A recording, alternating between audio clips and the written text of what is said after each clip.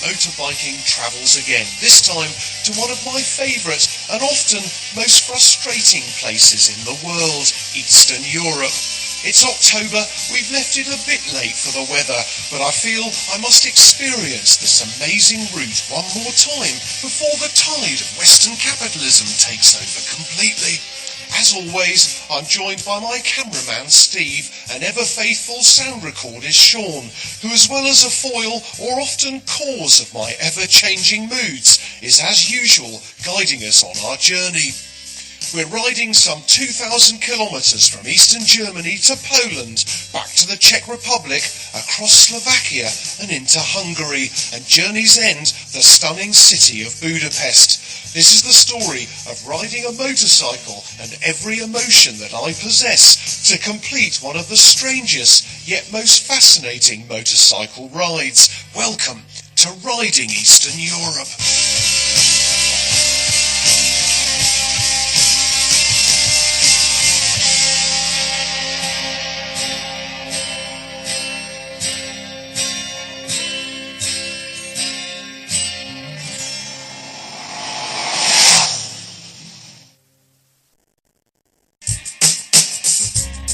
Well, as always, with things Eastern Europe, the trip starts off not quite as I'd imagined.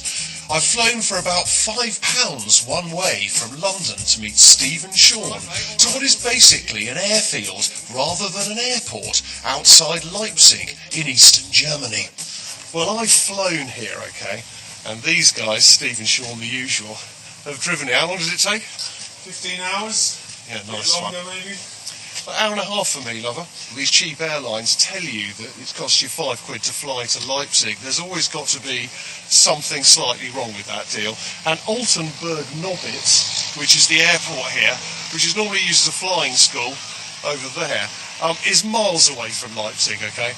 So there are two airports that are much, much closer to the centre. But it is the start of our journey. Now, Sean and Steve have come in our faithful old camera truck, the Previa. Have you kept it clean then? Oh dear, dear. Now that is only 15 hours into a 2-week trip across Eastern Europe, and as far as I'm concerned, that's appalling.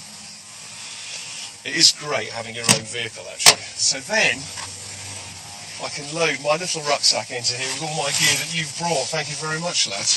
Well, anyway, the Previa and the motorbike, which we're actually going to pick up tomorrow, is our stable of transport for this trip. So welcome to another great adventure. So our first port of call is a short drive to the industrial town of Chemnitz, a town really famed for not a lot, apart from a copious amount of industrial activity in the war. Not a place to be high on your sightseeing agenda, but the delights of the Dorint Hotel, though, are beckoning. For some reason, I'm a great fan of glass lifts, so all bodes rather well. Well, I thought I'd better show you the rooms anyway. Well, it is amazing, actually. Wherever you go in Europe, wherever you go in the world, sort of hotel rooms generally are the same.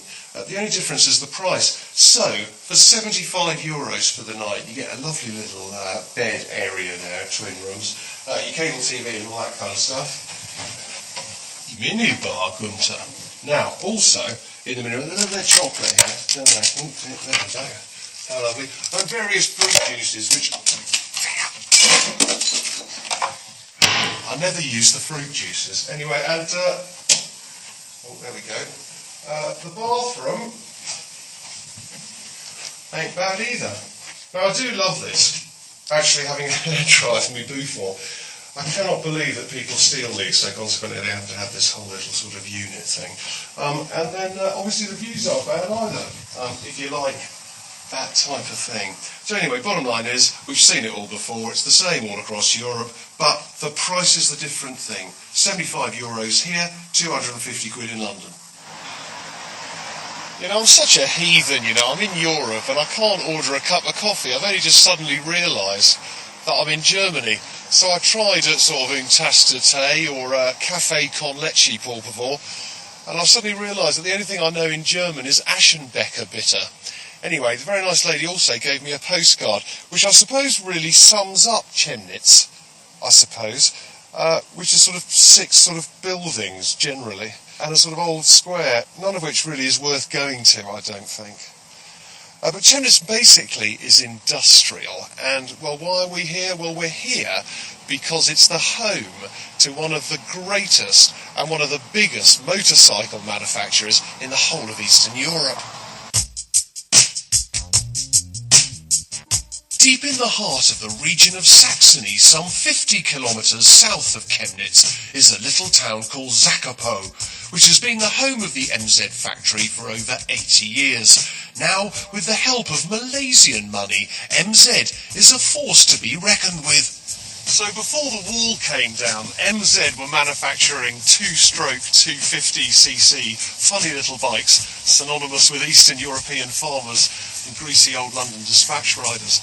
But after the wall's come down, secretly MZ has transformed itself and is producing monsters like this.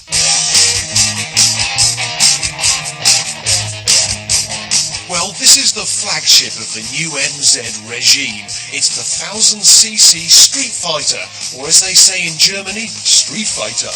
It's a parallel twin with radical urban hardcore looks to match its supposed aggressive performance and handling.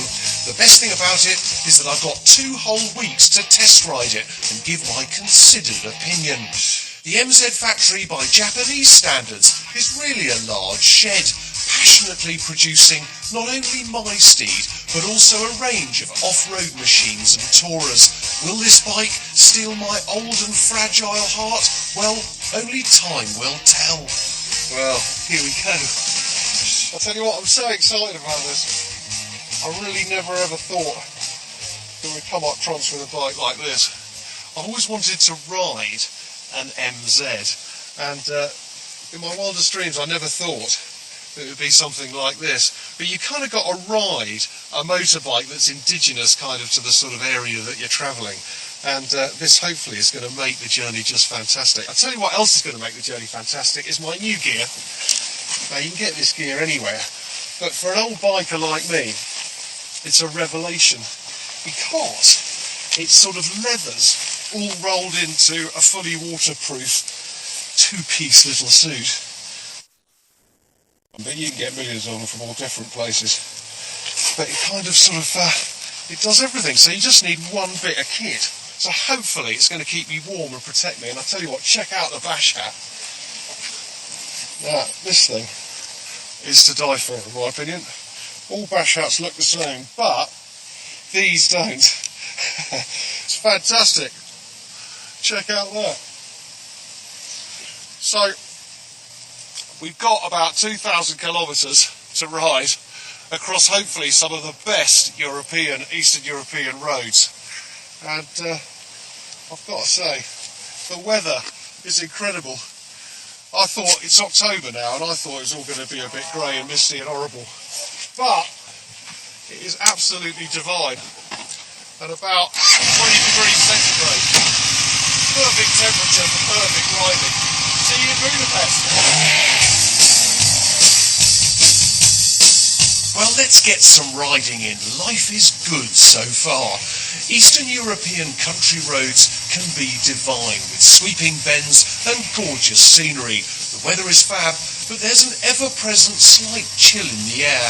Hopefully it's not a prelude to the imminent winter frosts. The MZ feels firm yet comfortable, and even Steve and Sean in the camera car ahead all seem happy. Sean even seems to know where we're going, which makes a change. We're heading eventually to the border of East Germany and Poland via Dresden and the frontier town of Gorlitz. But before we get to either, we're taking a minor detour to one of the most famous and fascinating places in Eastern Germany, Colditz Castle. But I'll have to wait till part 2 to relive those 70s Colditz TV dramas.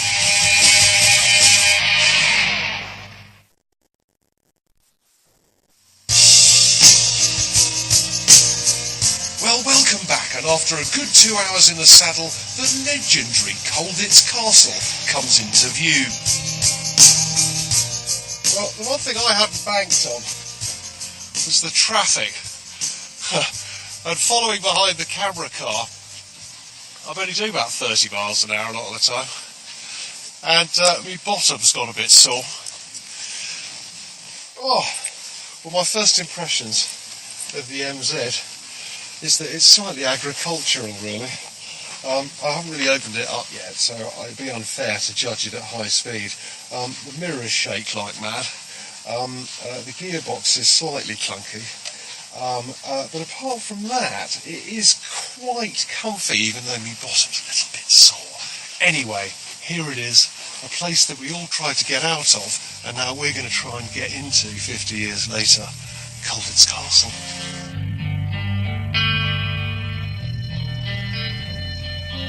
Colditz was one of the most notorious German prisoner of war camps in history. Colditz was seen by the Germans as their ultimate prison. Escape, they thought, was virtually impossible. Consequently, it was to be home to some of the most habitual escapees and uncontrollable troublemakers who had already broken out of lesser POW camps around Germany on countless occasions in the war.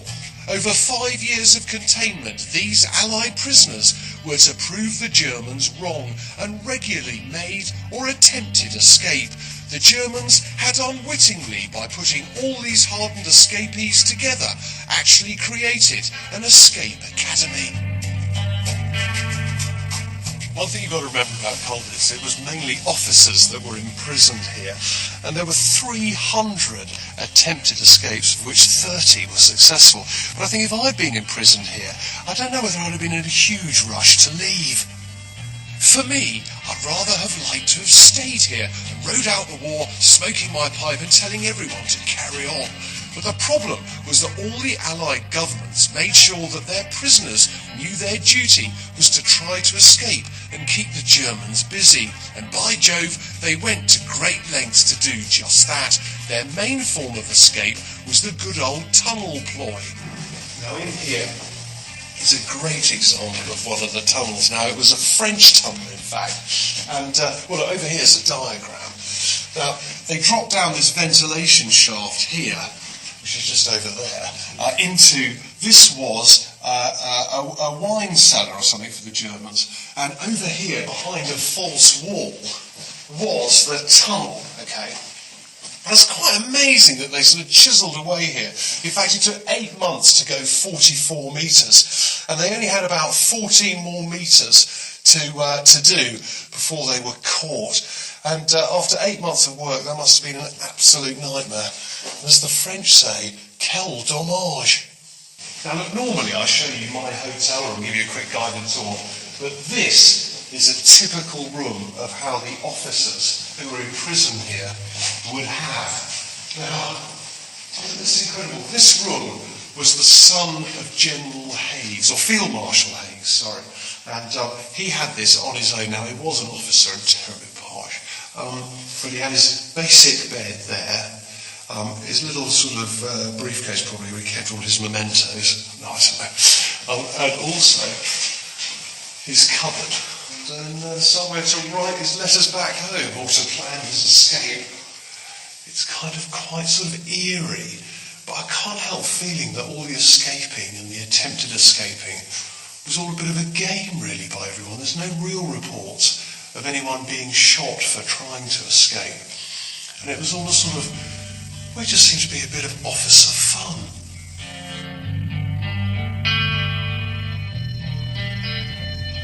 The fun things the inmates got up to were unbelievable, like even building a glider in the roof. They even faked the escape of one inmate so he could tunnel away and not attend roll call. He lived in the castle for over a year without the Germans even realising. They were also prone to amateur dramatics. Now, this is the theatre, would you believe, in the castle now. It was built in 1876, and it's the most amazing ceiling is from that period as well. But it was used in the war, where the Allied inmates used to put on performances for the German guards.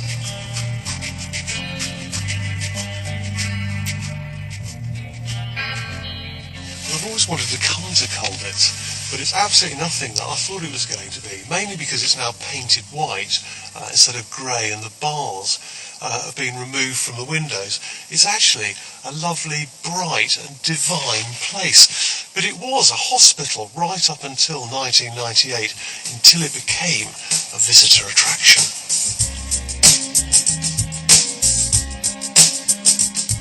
In the town of Colditz, things are a little weird. Let me introduce you to Ralph, who owns the only pension or hotel in the centre of town. Very basic, but charming for €40 a night.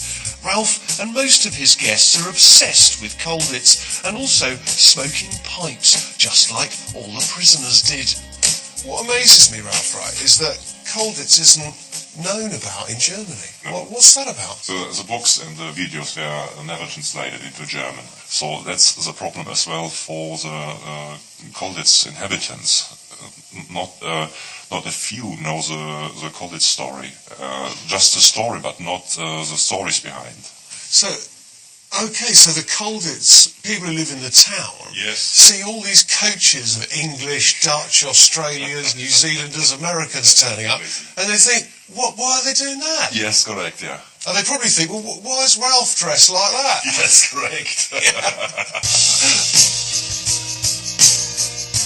Well, after a very agreeable night, chez Ralph, morning brings a glorious sunny day again, and I allow myself a wander around the old town square of Colditz. As always, of course, a morning stroll wouldn't be complete without a little breakfast al fresco and to review our situation. The plan is to drive this short little distance to Dresden and do a few things in Dresden, really. A lot of people ask me how you plan a trip like this and all this kind of stuff. Well, the bottom line is we get a huge big file from the people in the office filled with information and things that they've laid on. But often what they don't get is the actual distances and how long it takes to actually get somewhere. So even if you're 50 kilometres away from a place, but it's a mountain road or something, it's going to take you most of the morning to get there.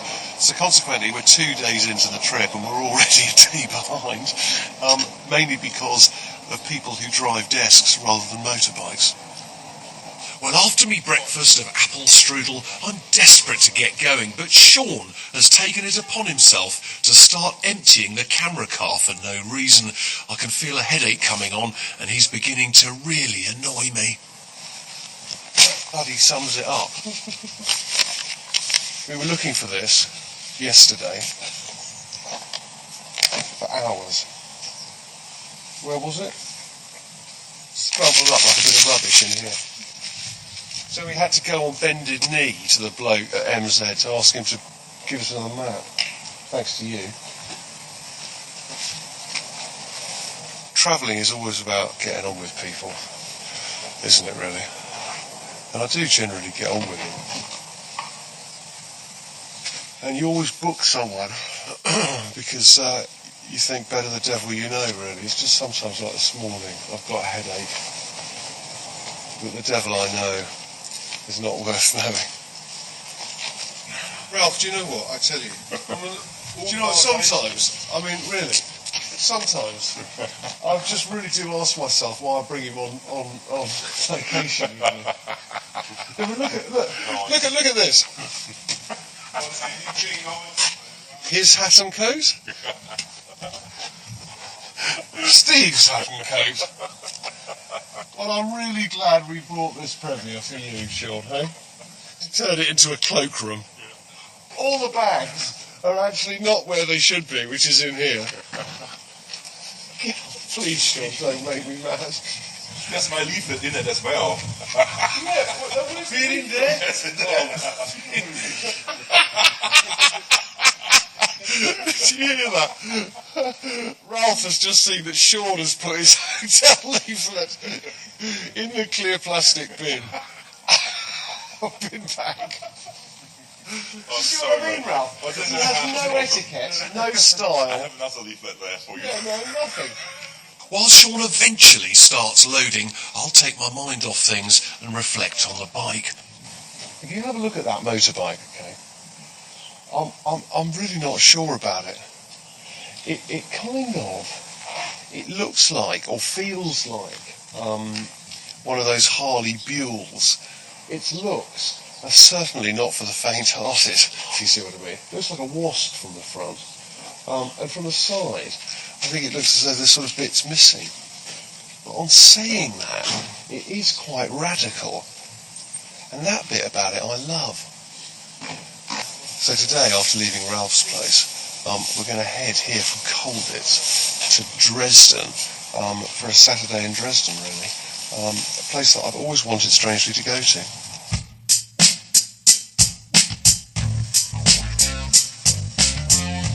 Well, we're off on the 150-kilometre journey to Dresden at last. Still feel bad, though, that I forgot to wave goodbye to dear old Ralph. I'm sure he'll forgive me. The road out of Colditz gives way to a fantastic A-road with wonderful bends and sweeping corners. It gives me the first opportunity to try and bond with my steed. It also gives cameraman Steve the first experience of filming on the back of the MZ. Hope he's not too terrified. What's that like on the back then? Yeah, it's okay, yeah. It's a bit slidey, so when you slow down, Yeah. and just, You get a bit friendly. Yeah, exactly, yeah. That's what I used to do actually when I was a youth. I used to ride my bike along, okay, with a girl on the back when I was lucky enough to get that. And then I used to slam the brakes on and she used to go, oh, like that. And then I used to accelerate away like that, right. And then she'd hang on, hopefully, or fall off the back. If you do that to me, at least buy me dinner first.